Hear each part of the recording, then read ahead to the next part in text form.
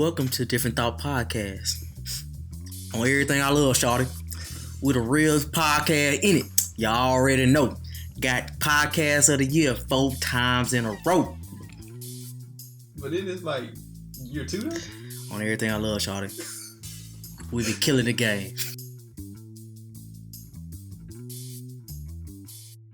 Oh shoot. What's up, everybody? Welcome to Different Thought Podcast. We examine the culture. My name is Michael Hayes, and that is my co-host Jam.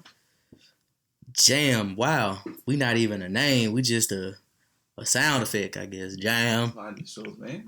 Oh, okay. I see. Okay. Yeah. Okay. You know what? We finally we coming close. That's as close to my government you gonna get. Son. All right. Okay.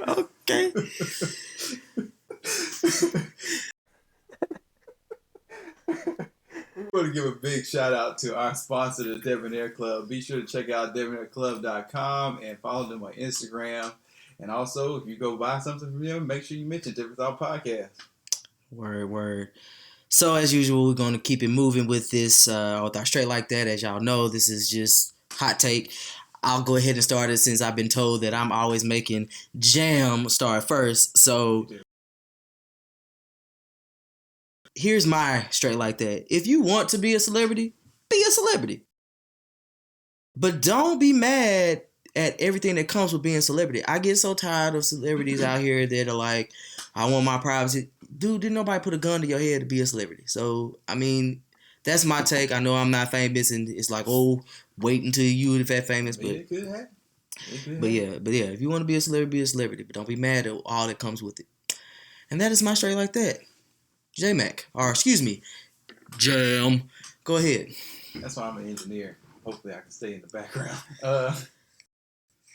My Straight Like That, I meant to do this in the last episode because it was a little more relevant at the time, but what's up with your boy Ted Cruz, man? Oh boy said, oh, it's snowing? Mexico open? Okay, well, we're just gonna slide on out right before these snow. Gas up that plane for me, shout. Go ahead and get that plane going, cuz. You gonna get that plane going, Coco? Cold up back in the house, man, so we about to get up out of here. But that man said, I had to go because my daughters, they really wanted me to. G5s are better. I changed the weather. You know what I'm saying? And they really needed me to go and support them. And he just doing what his Jay-Z thing is. You know what I'm saying? It's trap music. He changing the weather. You know what I mean? Hey, you did. I'm. Half of me is not mad at that man for doing that, but the other half is like, what makes it bad is how badly he called out these folks, the Democratic leaders, for leaving their states or areas during the COVID time period. So it's like, you going to call them out for leaving their hometowns dealing with COVID, but you going to leave when literally half the state is like powers out. Okay. All right. Well, let's keep it moving. Okay. So, of course, we move on to Take a Shot for you. I'll let you start this one. I'll go first. Like, this when I take a shot, hey, Marvel's killing it again. If you haven't watched it yet, watch WandaVision. It pulls all this stuff together, and it just makes so much sense to me. And I really nerd out on this show. And, hey, bro. And it's short. It's short. Hey, bro, you got a point there, dog. Because the first couple episodes, I was like, what in the world? Right. and then that was it the fourth episode 3. No, episode 3. Was it the third or fourth? I was like, oh shoot. Like, whoa, it got real up in here. Okay, I see you. So what you drinking on, brother? Because this episode is Trap or Die. I mean, it was only fitting to go with the double Douce. So. Okay. And if, like Justin, I am drinking Douce, if I do say so myself. And, we're going to do that. So now, baby, you know what I'm saying? Down in the valley where the girls get naked. We're going to keep it moving with that down in the trap. It's going down. Oh, yeah. So, today's episode is DT in the trap, baby. We in the trap. You know what I'm saying? If you listen to season 1. If you listen to season 1, me and Justin have kind of played on this topic a little bit here and there, and we've talked about trap music. Justin is, one way about it, and I'm another way. So we're going to have this discussion and air out our grievances, I guess. So before we get started, let's go to what the internet says trap music is. So let's listen to that. So, beep, boop, beep, boop. So I am reading out of the Music Origin Project. So trap music is a music genre that originated in the early 90s in the southern United States. It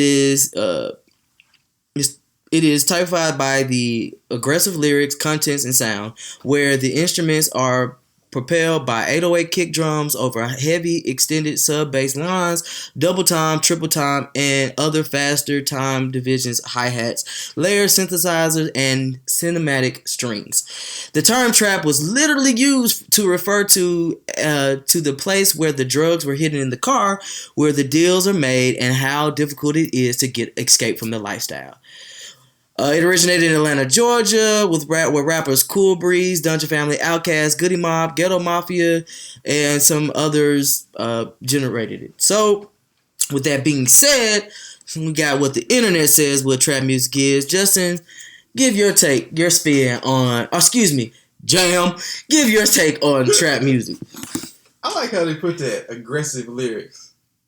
It's like it's not as bad. Or is it as bad? I don't know. My take on trap music. I mean, yeah, it's the trap. The trap. I think the word trap got it. I mean, you stuck, you can't get out. When I think about trap music, I think about first thing that pops in my head is something negative. I guess it's something negative within the culture. It's a culture that not everybody can really subscribe to or relate to, which is not a bad thing. I think the issue that I have with it is that it has become so mainstream, is that some people that have no business trying to subscribe to it try to be that, because kind of like we talked about in the last episode, it's about your black card that's on the line. If you don't know trap music, if you ain't about that life, so to speak, then now we can take that black card from you or take something from you. And it's like, that's the part, that's the only thing about it. If it was just the music, it'd be fine. But I think it's the culture and how it has sucked people in, and people that don't look like us anymore into this culture that is like not really meant for them. That's the part that I struggle with. Okay. So I think last year we had a Instagram post when we used to do Different Thought Thursdays, where we asked this basically in so many words, is trap music bad for the culture? And I was trying to find the actual post that it was not close. Yeah, but I was trying to find the post in which someone sent something to me, but I'll try to paraphrase it. And they basically was just like, heck no, it's the struggle. It's, there's people that take over and make it bad, but it's the struggle. And so for me, what it is, and what my definition is the struggle. It is, but I also think it's just Southern hip hop. I think that we've tried to typecast it as a different genre or a subgenre of hip hop, but it's Southern hip hop. Trap music, trap artists are not saying anything way out the way that NWA said back in the day, or that Jay-Z said back in the day. You acting like Hov told you to sell drugs. No, Hov did that, so hopefully you don't have to go through that.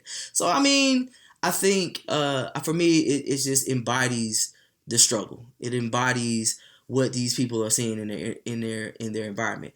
But also for me, I think that a lot of times we talk about Southern hip hop, or trap music, and there's some other music out there that I just say is ratchet. To me, it's just ratchet music. It's not trap, and I know there's not a technical term, but it needs to be one. It should be. It's ratchet music. Throw Babies is not trap music to me. It is ratchet. It fits in that genre. That's the dangerous part. They do, but it ain't trap. It's ratchet, bro. It's ratchet, and it's a cool little hook that gets everybody on. So I mean, that's what it means for me. So let's get into this discussion. So, Justin, you have a juxtaposition that you feel like it's bad for the culture, and I'll let you discuss that. Keep in mind, y'all, this is a very ongoing discussion between Justin and I. We've had several text messages, conversations of Justin sending me a song and telling me this is why it's bad. So I'll let you pick it up. So So I guess the reason I look at it as a negative thing for the culture, and just like I said earlier, is that you have people that literally lived through it, that created it. There was a point in time where people wanted to be creators, or people who wanted to own businesses, and the only way they could own a business was to link up with a drug dealer to finance it, because they couldn't get loans as a result of the American society at the time, and even still today in some cases. So that's really the origin of it. So people trying to be successful in a less segregated world and achieving it, trying to make it, and then it's like, okay, this is the best thing I can do. Well, then they write about it. Somebody picks up those lyrics, and then they rap about it, and which is dope because you're telling your story and it's art. The problem I have with it is when, because like I said, aggressive lyrics, a lot of N words, a lot of F words, and all of that stuff, that's fine how you want to express yourself. The problem I have with it is when you go to concerts and festivals and you have these younger artists that are younger than us even, reciting trap-ish like language from people that came before them, so they didn't have to go through that same struggle, where these young white kids are now reciting it with them because it's cool. That's the issue that I take with it, is that now it's like it's something that it makes our culture more of a costume-like thing. Well, if you got a problem with that, then you just got a problem with hip hop, because that's been going on. NWA, excuse my language, niggas with attitude. I mean, straight out of Compton. I mean, the list goes on and on. Like, it is what it is. I mean, and I feel you, because I'll give you a story. If you know me, I like to work out. So I joined Orange Theory Fitness years ago, and they used to have this thing called Explicit Fridays. Mm-hmm. And in Explicit Fridays, they used to play explicit music. Of course, hence the name. Yeah. If anybody listens to Lil Jon, they know you've heard of this song called Real N-Word Roll Call with Ice Cube. There is a segment of this song where every other word is N-word. Something, and I was like, I'm on this treadmill. It's me and one other black person. And I'm like, Lord Jesus, when is this song gonna be over with? And then the instructor was like, yeah, who is a homosexual. No, I have nothing against it. But he's like, yeah, it's about to get ratchet in here. And I'm like, me and the black person have eye contact like, don't you do it. Are you gonna say something? Or I'm gonna say something. And we both look at him like, can we go to the next song? And you can tell he felt uncomfortable, and then the rest of the white folks in there felt uncomfortable, and it was just like, so I get that part. But to me, that's hip hop. And so here, hold on. So for me, when I think about trap music, it's like I've always told you, is that trap music and hip hop and rap music is a reflection, or it is in a sense, a mural of what is going on in my neighborhood, what is going on in my surroundings. And you gotta change the surroundings. I understand. But here's the thing is that the other part of it that's bad is that the industry and media has pimped it out so much to where people feel like, in order to make a lot of money, I have to take on this persona and be this person. Because there are a lot of trap artists or rap artists out there that are very, very smart. But they feel as if Jay-Z said it best, I want to rap like Common, but I sold 11 mil and I ain't been rapping like Common since. Like it's the same thing. It's at the end of the day, if I'm hungry, I'm gonna put out what y'all gonna buy. Yeah.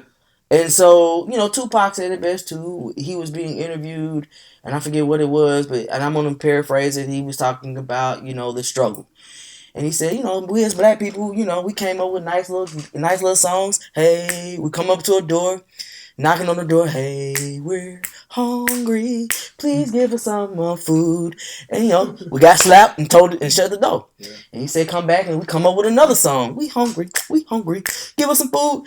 And he said, eventually over time it was like picking the lock, going through with the Glock. Da, da, da, da, da. And that is hip hop to me. That is the struggle and the thing of that nature. So I just feel like listen to what they're saying, and then too, like, these trap artists evolve. Like the ones that are really about their life evolve. Look at Jeezy, Almighty Black Dollar. Listen to that song. He talking about coming together as black folks and putting our money together and investing in each other instead of buying all these white. He opens up with Gucci don't like black people, and it's a legit conversation. Like, do you really think Gucci really cares about if black people as long as we buying they goods? So I mean, and it's motivational. Like, I used to hit the kitchen floor, cockroaches everywhere. Now I hit the kitchen floor, marble floors everywhere. You know what I'm saying? Like, it is the struggle, and it's all about coming up and persevering. I'll let you. I mean, I totally feel that, and I guess maybe like you said, my issue is more with the industry, and it's like I'm gonna actually take something that Mike said. I'm gonna regret it because it's gonna come back to get me. We're recording.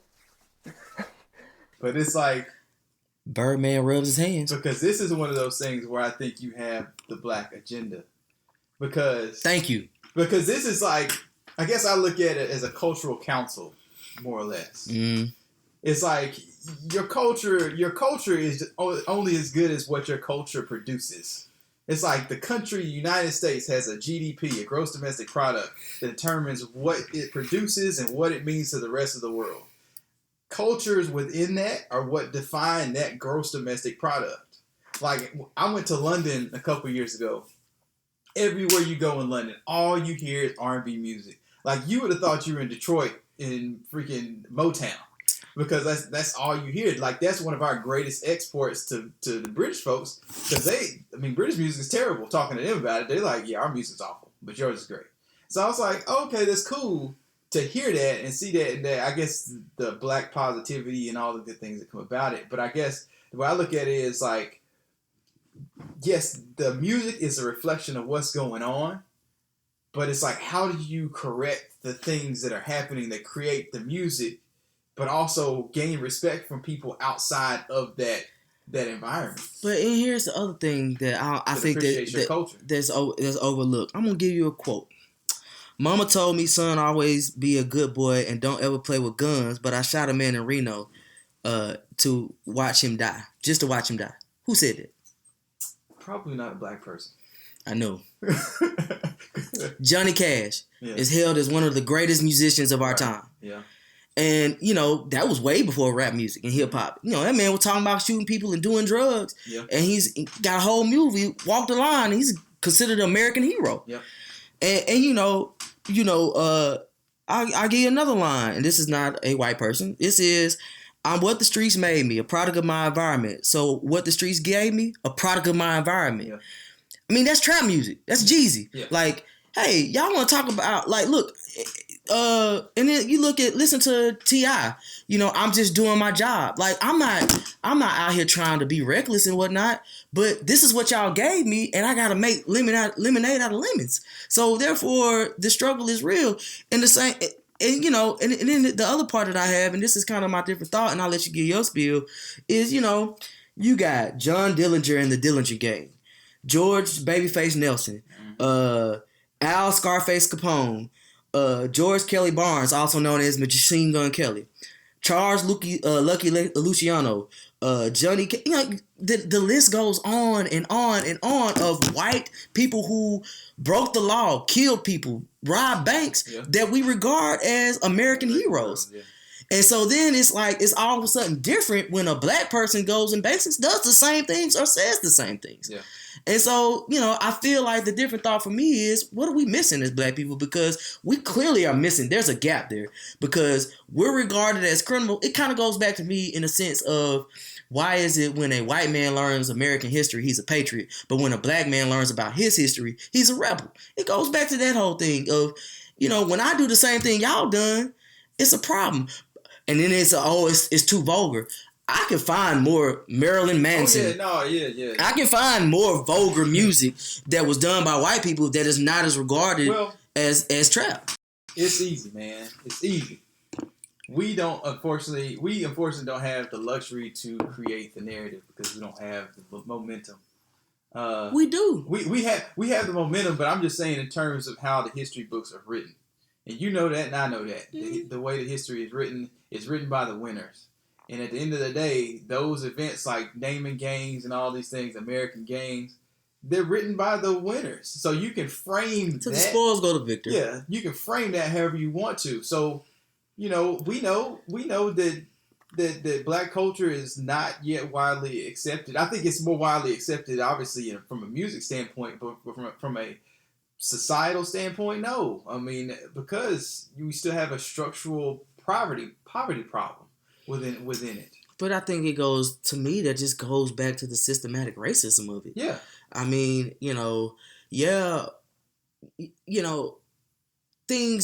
wealth in America was built off of savagery. It was built off of slavery. Yeah, it was, free labor. And so I just think, like, the issue that I have is just, I actually agree with you. There are some things out there that trap music or hip hop puts out. But I think, like you said, I don't even know if it's trap really. Like I think it's boiled over into another genre, which is ratchet music. At the end of the day, because because that's what I need to really explain better is that my thought of what ratchet music is or trap music is, they kind of mash together. Because all I'm hearing is like, especially when you listen to radio, it's just like all about somebody F this B in your throat, face, ski, whatever. I mean, whatever language you can think of in negative words. Like, obviously, they're like, this is on the radio. Like, y'all play this on the radio and can't play half the words. Like, I don't understand what's the point. Like, why is this here? So I guess I'm just trying to grapple with that. Like, how much other culture, a cultural council, if you had a cultural council, a room full of 20 or 50 of the top black people in your culture, would they accept this? Probably not. But because people are buying it that are outside of our culture, we accept it because it's building wealth for somebody. So I guess a rising tide raises all ships, but at what cost? I disagree. At what cost? I disagree because, people will act like they wouldn't listen to it or buy it in that council. But all you gotta no. Let me finish. All they gotta do is hit one note on one song. For instance, go with me if you will. I know what you about to do. If you are in a room with a bunch of black folks and there's some black dudes in there, and you hit boom, boom, boom, boom, boom, boom, everybody will be like, "Girl, you looking bad there." I'm always perplexed with this. Because a part of me, I love music, and I love music that comes straight from, a place, it's genuine. Like, I'm not a fan of whoever sings Throat Baby. I'm not a fan of that stuff. But, like, Jeezy, T.I., I'm a fan of them because what they're saying is so profound and real to the point where you see white America, what's his name? Not Skip Bayless. The guy that played for Duke. Anyways, he's a sports analyst and he played for Duke and he quotes Jeezy lines. He literally gets up every morning and quotes a Jeezy line.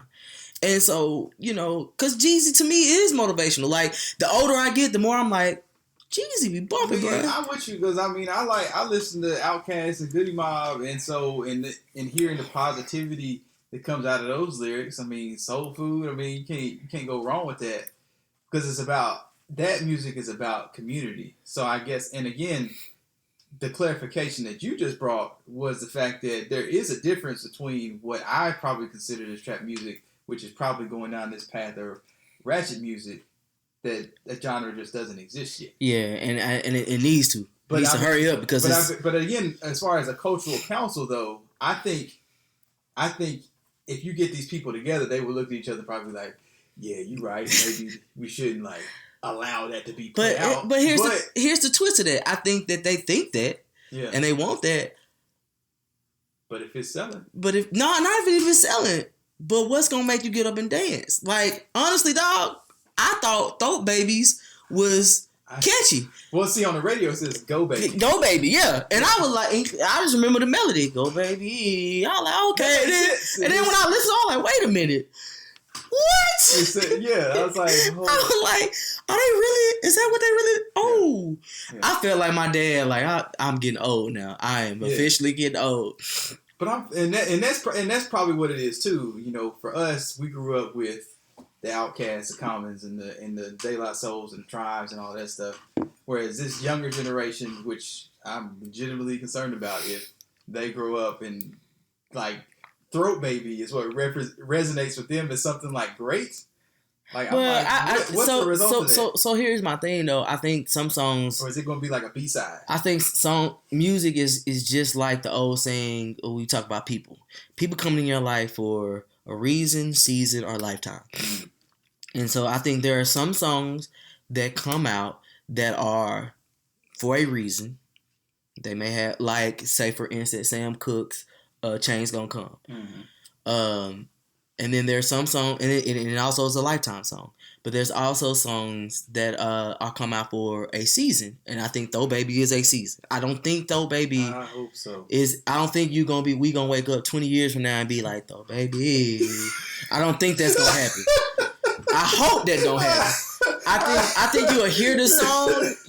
But honestly, like, hey man, if I wake up, yeah, but it's the truth, because if you think about even like with Boosie, before we were talking about Boosie before this thing, you know, with him and Webby, Independent, IND, that's gonna be a song that lasts as long because it's uplifting black women. Yeah. So that's a positive thing. Yeah. So, but I'm saying like I don't know if you remember when we did Versus with Chuck, and he was saying, you know, people will listen to anything as long as as long as it comes from a real place. Yeah. And I think the songs like "Throw Baby" are not coming from a real place. It's like, what can I do? What can I put? How outrageous can I be? Yeah, how outrageous can I be to get you to listen to this and wanna bump it? And I get it. Yeah. But it's kind of like, I think it was, I don't know if it was what's my favorite word? Too Short. Yeah. So Too Short said it best. He was like, when he was coming up, he was like, he had to find the people with the best sound system to bang it, because that's what people love. They love the bass. Mm-hmm. And sometimes people listen to just the beat. They don't listen to nothing else. Or the hook. And so I think that, you know, and then you have songs like "I'm Just Doing My Job" by T.I. You have songs or albums like Thug Motivation's 101 through 103. Our Recession. I don't know about Recession 2. I don't think that's a classic. Recession 1 is a classic. That actually was, they were talking about something, and they were talking like, my president is black. Yeah. My Lambo is blue. And and my rims ain't too. See, but it's just, to me, music, there's songs that came out in the 60s and 70s that were hits instantly, but don't nobody sing them now. So, I mean, I think we gotta wait. Let's wake up 30 years from now, and if they sing a "Throw Baby," I will, if we still doing this podcast, whatever we doing at the time, be like, Justin, you were right, dog, my bad. But I just think that real music kind of flourished to the top. Yeah, I'm with you. But I hope so. I hope it ends up like classic cars. You know, it's like, I don't think the cars made in the 80s, 90s, and 2000s are going to be revered as classic. Maybe some of the ones recently, but I think there's a point in time where things are just going to be just considered trash. And you know, it just go back to this. It's like, you know, I feel as if, you know, when Wu-Tang Clan came out, Wu-Tang Clan ain't nothing to F with, by the way. Triumph is my favorite song.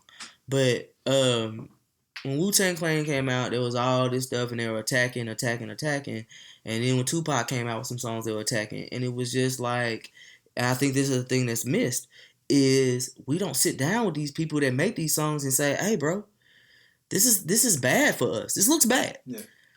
Instead, we attack. And it goes back to, like, my mentor. You know my mentor, I'm not going to name him.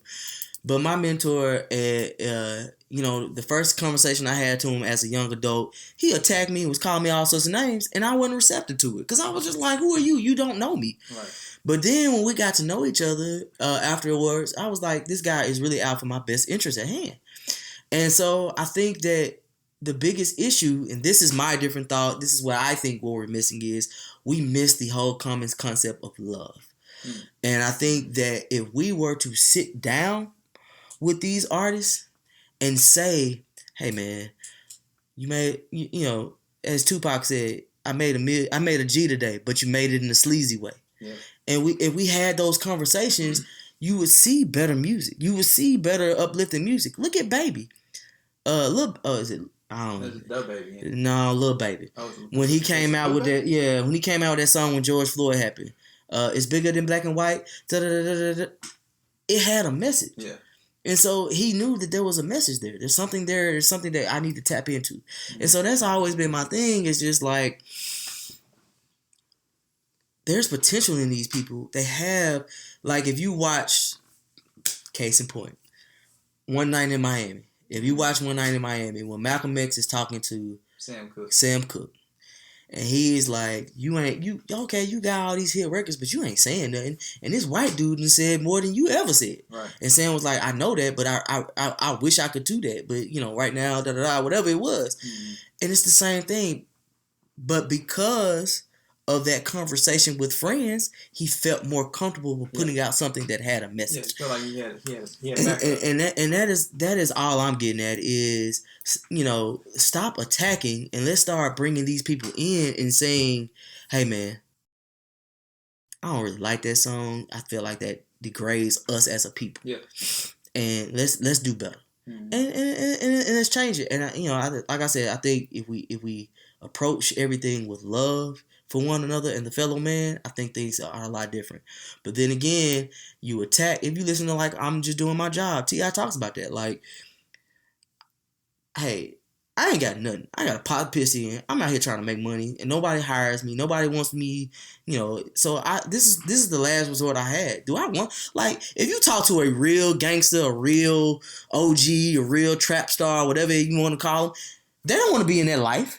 Like, they're like, hell no, I don't want to be here. I want to move out. I mean, and that's the thing. It's like about the whole culture of it is, I guess that is become disturbing to me is how it's been glamorized. Yeah, I think it's like anything else. Even just like you mentioned, all the Italian gangsters of the past, is like that era has been glamorized. Of like how cool it would be to be Al Capone. It's like, not really. Like, dude was the gangsters always died. He was a robber and a killer. They never have a good story. Yeah, so it's like, why are we glorifying this and glamorizing? Because it's easy to do that. But the thing is that as I go back to this, is I said this earlier, you gotta watch some of these real trap stars or trap artists, and how they've evolved. Like, look at T.I. Although he uses a bunch of $17 words, he still has grown as a person. Yeah. Look at Jeezy. He's went from, you know, selling drugs to buying property. Yeah, I ain't worried about the people. I'm just worried about the effects of the music, how it's been broadcast, and how it affects other people that have nothing to do with it. Cool Breeze said it best, bro. You better listen to your corner and watch for the hook. Like, you know, it's great. You know, people got to understand, and we talk about this in the West Day Ever episode, and it's season 1, where you got to understand as a black man, which sucks, and a woman, that you going to eventually be played at some point. And so you have to take that into that mindset into the whole scenario and think, all right, I don't want my likeness to be taken and misconstrued to something I'm not. And Jay-Z said it best. If you watch all the documentaries, and he talks about how he doesn't want to be, you know, he had to kind of baby feed. And then you listen to an album like 444, and it's talking about credit and investing and legacy and things of that nature. He inchwormed his way in to start talking about realness. So I guess the real question is what's the different thought? What's the different thought is what we've been talking about this whole time. What are we missing? And for me, it's we missing the whole concept of love and embracing each other and our differences and understanding that our differences can make us better and understanding that our differences can like I said with the Malcolm X piece, and I think I missed this, is that Malcolm said, I'm not coming at you because I hate the music that you're coming with. I've seen you in act. Because you remember when he describes that moment, was it Detroit? I can't remember what city it was, where his mic got cut off and he commanded the crowd. Mm-hmm. You have a natural talent and you can do so much more with that talent. Mm-hmm. And I don't think we do that enough. Mm-hmm. So, and that's what I think, that's a different thought for me, is that we don't, we always attack one another instead of saying, you got something there and you could be. And then the other part of it is, I'll never forget this, and I'll let you give your spiel. Nikki Giovanni. I had the privilege of meeting Nikki Giovanni when I was in college. And I had to go pick her up. I was a GA. I was a graduate assistant. And I had to go pick Nia Giovanni up from the Nashville airport and drive her all the way back to Cookeville. And I had a real conversation. And this is right after Obama had been elected. And she said, the thing that we miss is, and this stuck with me, this is profound. She was like, the thing we miss is we don't tap into these people and use their resources and propel them. She was like, Fitz could be doing so much better. We could have a Jay-Z studio or a Jay-Z lab or something, a building on Fitz campus that propels music, and then therefore we can change the narrative of the music and be more decisive in that. Yeah. And she was just like, and that's where I get to where we don't approach each other with love. I feel like I have like overwhelmed this discussion because it's true to my heart, man. I love. That's why I let you talk, man. I think I think that the last point that you ended on, I think is perfect, is the fact that, we have to recognize as a culture, and that's really the cultural council right there. We can be a cultural council with our dollars. Mm-hmm. At the end of the day, I mean, we as people, even in the people that are consuming this music, digesting the music, the people that have the power and the resources to do something about it, like a Jay-Z or really any of the older hip-hop artists that have evolved and understood how to build true wealth, yeah, they can definitely invest in spaces, HBCUs and others, and people, and try to change the narrative of the culture and what's put out. And maybe we're in the transition to that. I hope. And so, because as people start to move out of the hood and the ghettos, and you don't have as much of a blaxploitation period, I guess, as you once did, it eventually has to evolve into something else. Because now it's like, it seems like you got more people making it up and trying to be mainstream than actually went through it, like what we grew up with.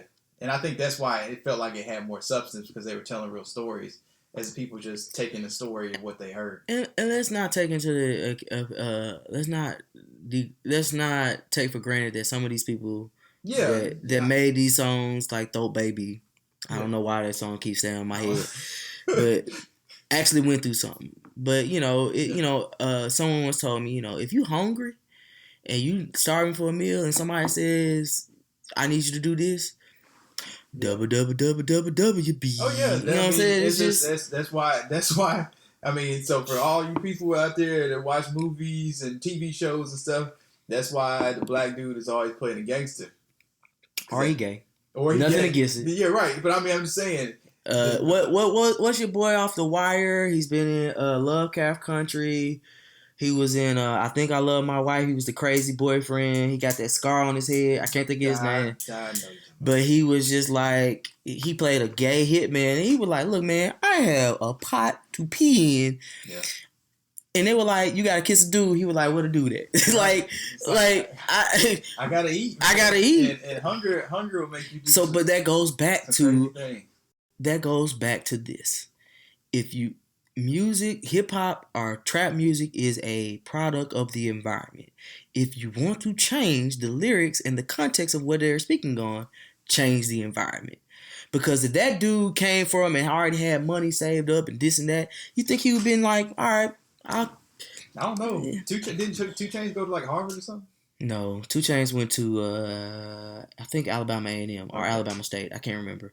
That's all I'm saying. Yeah, I mean, I mean, yeah, but I go back to that whole some things are a choice. No, but he did. Yeah, he went, but he went through hard times too, and so it was just like I gotta do something. Yeah, I'm with it. Any other last words before I move to before you eat? Nah, I think it's a good discussion, and it will definitely evolve and be a common theme I think that comes up. But it ultimately comes down to what hunger makes you do, what struggle makes you do, and what you feel like you need to do. And right now, for whatever reason, these white kids are consuming this stuff, and I don't know. They've been consuming it though. Yeah, no, I'm saying. Look at CB4. CB4 is funny, but it when tells I say you. they consuming it, I meant like since the 80s consuming it. Yeah. Like it's being consumed like this. The black culture is put on a platter. It's like I want to pick this piece, I want to pick this piece, and I want to eat that. I'm going to eat that. So and that's cool, but it's just like at some point, what do we continue to put on the plate? Dave Chappelle has said that he's now blessed the Comedy Central and the others and Viacom, whatever they are, listen to it. I've been watching Dave Chappelle. And there's Ask a Black Man, and he says Paul Mooney. They're asked Paul Mooney. He's like Paul Mooney said everybody want to be an N-word, but don't nobody want to be black. Or everybody want to be black, but don't nobody want to be black. And it's the same thing. Yeah. I'll leave it with this. I think that hip hop and trap music is the American dream. It's just not what people like. That's all, in my opinion. You know, you can't say that. You know, all these other people that I named earlier in the show that were white or Italian are heroes and not say that Jeezy and others are not. So yeah. Anything else you gotta add before I go to before you eat? Yeah. Again, it comes down to what do you put on the platter? What do you want the rest of the world to see? I think it's every individual's choice, and everybody has that choice. But eventually, you know, you got to deal with the backlash on that. I think for black people in this country, this is truly a rebellion to what we've been told we can or cannot do, and I think that's what a lot of it is a result of. Yeah, I think you're right. I think it's just a rebellion. But today, in keeping into the theme of trap music, somebody that I think is a pioneer of trap music is Master P. Make them say, na na na na. So, Master P born in April 29th of 1970, which is actually perfect because this is an April episode. Also known by his stage name Master P, is an American rapper, actor, record producer, entrepreneur, former NBA basketball player.